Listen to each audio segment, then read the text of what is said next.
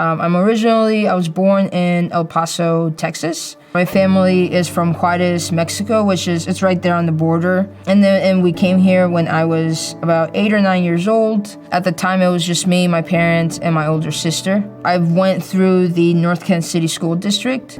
So like elementary, middle school, high school, Blue River Community College. I played soccer there for 2 years.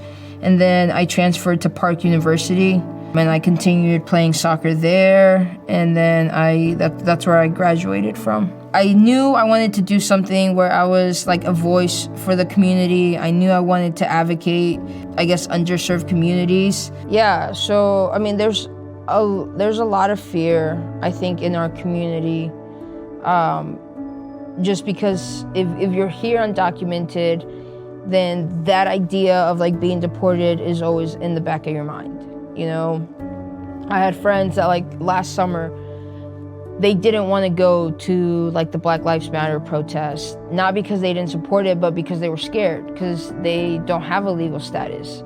So they were like, you know, I don't want to be in a situation where there's like police officers grabbing people because I'm undocumented. So, you know, it's like, it's that fear that silences us.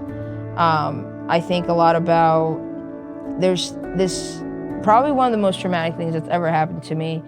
I was in either like 3rd or 4th grade, and I remember it was nighttime, and me and my sister were upstairs, like in our room, getting ready for bed, and my dad like ran up and just started turning all the lights off and was like gathering us, and they were telling us that ICE was at the complex.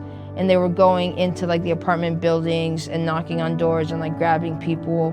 And so I remember my parents like put us in this closet, and they start handing us like all these files, like here's this is the list of people. And they're just like throwing all this information at me and my sister.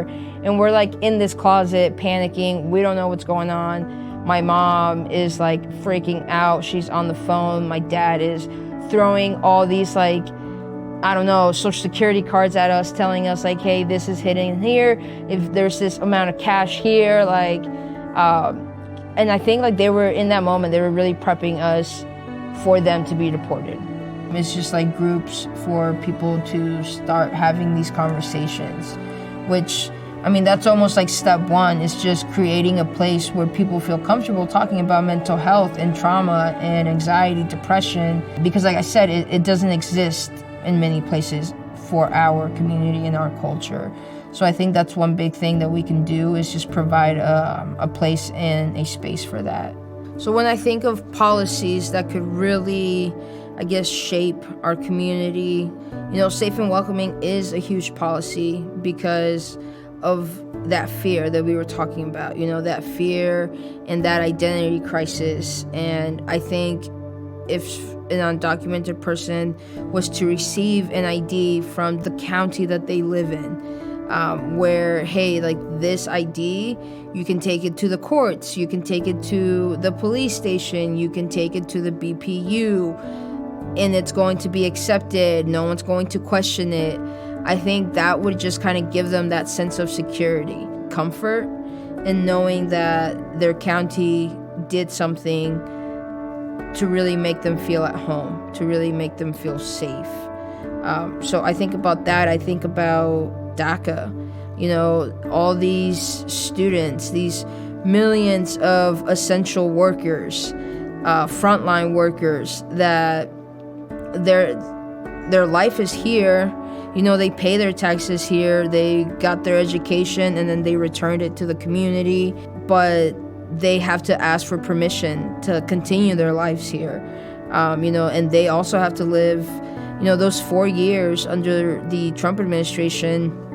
You know, we had several DACA recipients that, you know, they really struggled, because imagine, like, you don't know if the president's going to make a decision that's going to cost you your whole life, everything that you've built, and that you're going to get sent to a country where you don't really know, maybe you don't even know Spanish, and you don't have any family there because you were brought here, I don't know, when you were like 5. So you never really learned Spanish, but now you're going to get sent back there. DACA and giving them a permanent pathway to citizenship, I think that could be a huge thing. I think just policies that protect immigrants, policies that will make people feel safe reporting crime, policies that make people feel safe calling the police, even though, that's even a bigger issue, and not just in the Latino community, but even in the African American community. There's people that they don't have a good relationship with the police. Most people of color don't have a good relationship with the police. So I think, any sort of policy that can kind of start to curb these fears, I think is a good thing. I think it's something that we need more of. When I think of Wyandotte, I think this is a Black and brown community. You drive down Central Avenue, Minnesota Avenue, it's all really Latino businesses. And if you came to Wyandotte 15, 17 years ago, there was a lot of abandoned buildings, a lot of graffiti, crime was much higher.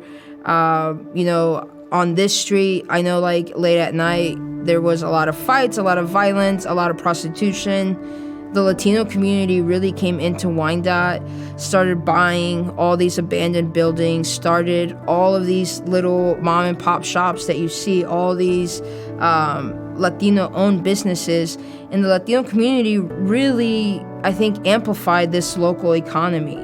So, the Latino community has done so much for Wyandotte. Why won't the UG do something for them? Because they can't vote? That doesn't seem fair. They can't vote, but they can run your whole economy. So why can't we, extend that help for them? So really, I think any policy that will protect this community could be really beneficial.